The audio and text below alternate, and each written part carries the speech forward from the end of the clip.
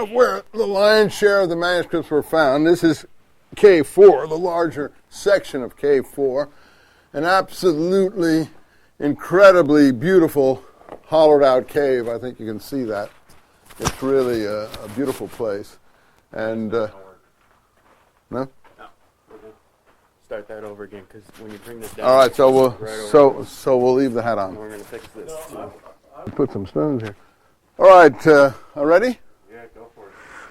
Okay, so now we're coming into Cave 4, which was really the which really where the lion's share of the manuscripts from Qumran were found. This is a completely artificially hollowed out cave, hollowed out by hand. There may have been some original, pothole or something in here, but this was done by chisels, and it had all the aspects of a library in the sense that you can see that here we have wall holes. These are really wall holes where shelves would have been. So this was a repository of books and manuscripts, and it moved over and was done by hand out of this very soft limestone mixed with mud, which we call a marl. And coming in here, you get a mystical feeling. This is like, if you've not been in here and you've come to Qumran or the Dead Sea, until you come here, you don't feel the mystery and the mysticism of what this place was all about. This is like an incredible place just to stand in. What was found here were the mother lode of all Qumran documents. The problem is the documents were just thrown in here helter-skelter. Probably they came up this high. I mean, I wasn't here when it was found, but probably people actually walked on them. So that means there were documents just thrown in here helter-skelter. Bat dung, bat guana would be in here, mudslide, rain, everything. It was just one matted slop. And that doesn't mean the Western archaeologists found it, because the Western archaeologists didn't find it. The people who found it were the Bedouin.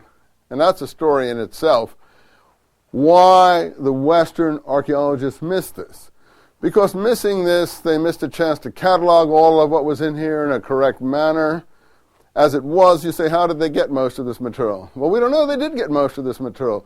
What they got was brought up to the Jerusalem market and sold on the Jerusalem market, and went into under the auspices of a team called the International Team that was located at the Rockefeller Museum at that time, headed by a French Dominican father, the head of the Dominican order in Palestine, called Father Roland DeVoe. And he organized the team, and everything that came in under his supervision, and they bought it from the antiquities market. So they assumed it came from here, but there may be a lot of things that came from here that we never saw.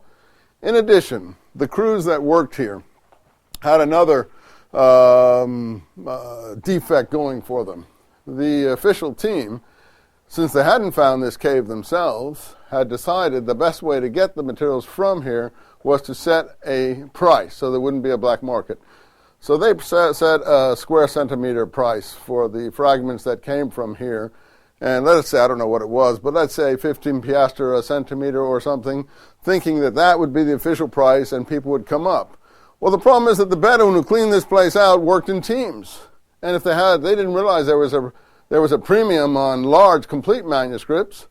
So they got a large, complete manuscript perhaps here, and they would just rip it up in little bits, give each of the person who had worked on it his little bit, and that increased, we think, the deterioration of what came out of here.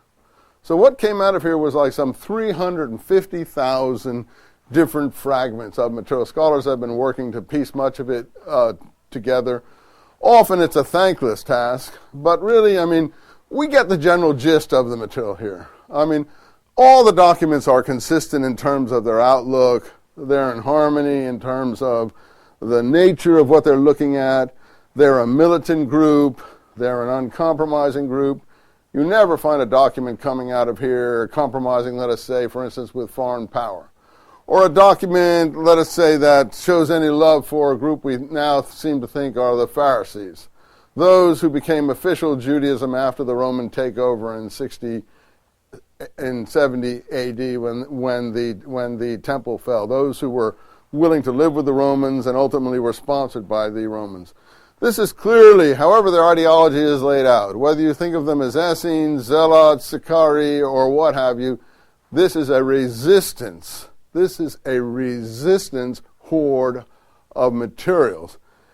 People like myself and the group of thinkers about the Dead Sea Scrolls that I represent consider this to be the literature that moved the resistance against Rome.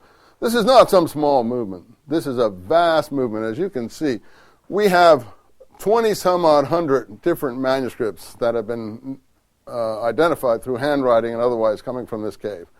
And since there are many and multiple copies, we have been able to identify 800 different manuscripts. Now, there's some 40-odd biblical books. All the biblical books were found here, some in multiple copies, except the book of Esther, which means, aside from some other known works of what we call apocryphal works like Enoch, Jubilees, Testament of the 12 Patriarchs, things of that came down through Christian apocryphal collections. Apocryphal means books that got in one Bible and didn't get in another Bible, or just didn't get in any Bibles. That's the general term we use. We also use the word pseudepigrapha, false writings.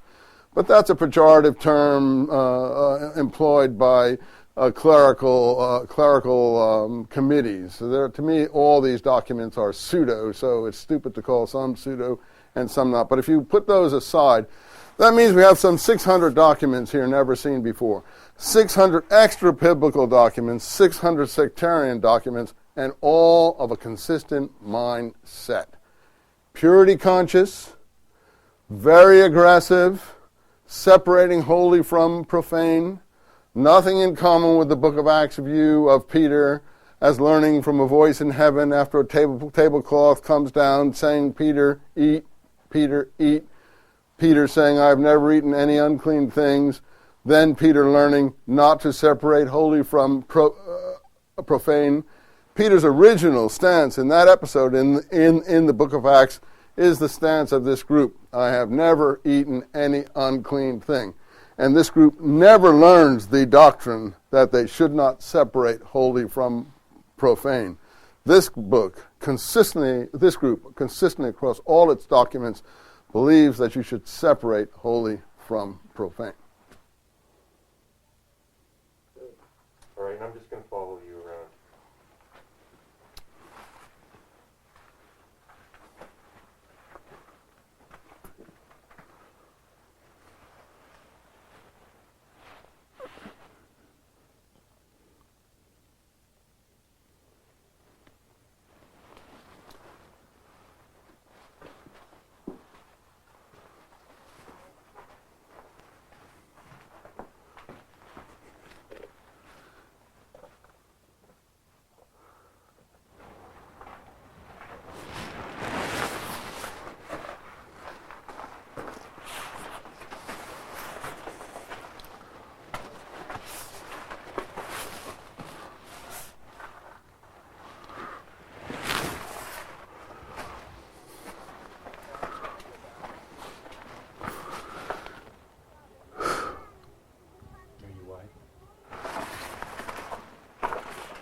I can't see silhouette. Okay. Didn't.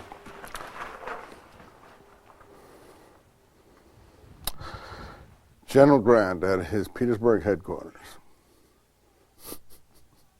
Okay, a little more, kind of look into some of these little records.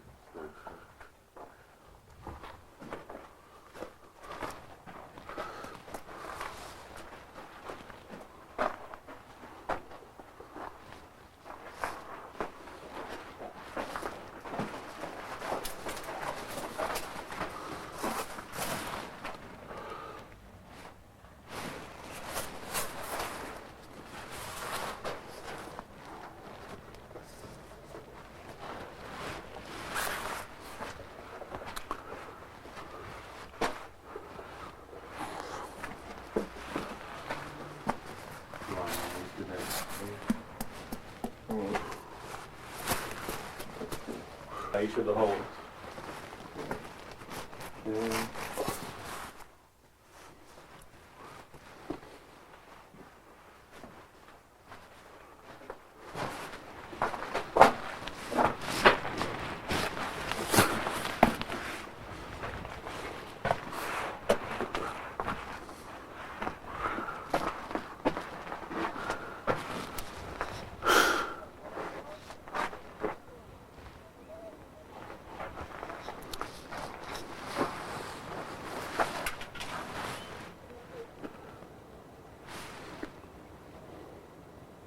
Nice, stop and back out.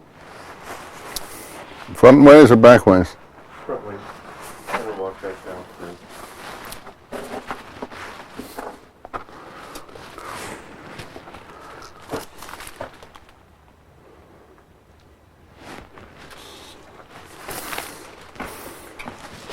If my mother could understand anything, she'd like that picture, Bill. Great.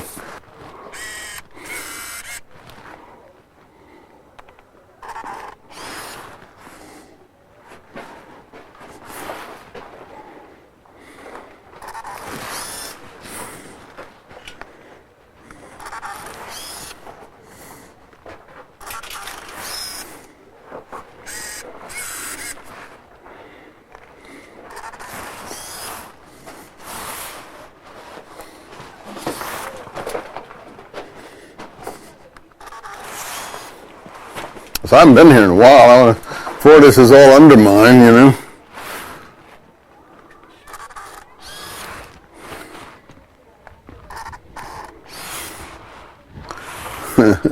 Get the cameraman taking the cameraman. Went through the Pillar of Salt lot here. Goodbye, lot. I think we got just about all we need here, don't you think? It's not fair you're taking a picture of me doing this. It's pretty dreadful.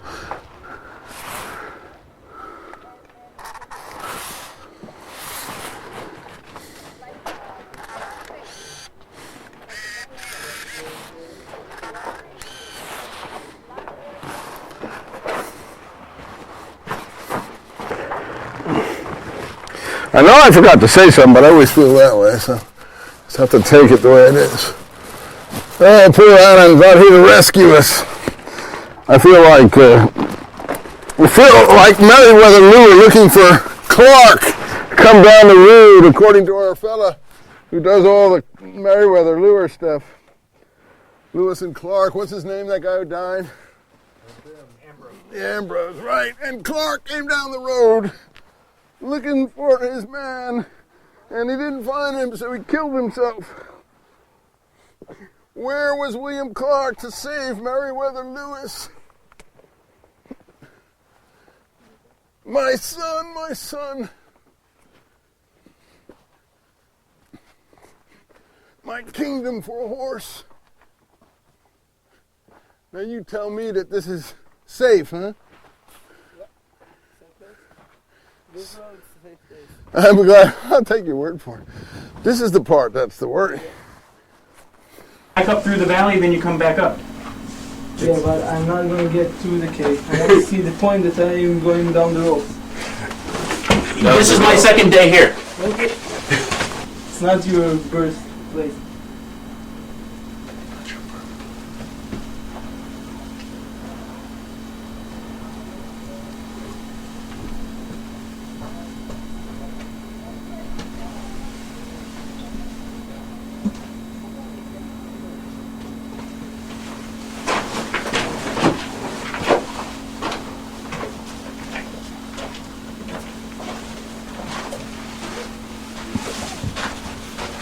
Lingering of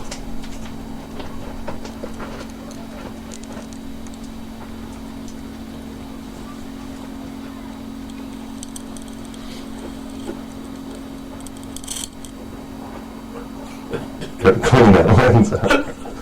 It's just grinding. Good thing I put the Fletcher lens on. Ready? Yeah. See, I don't know how you Go can for get it. over there. I've never seen anyone over there.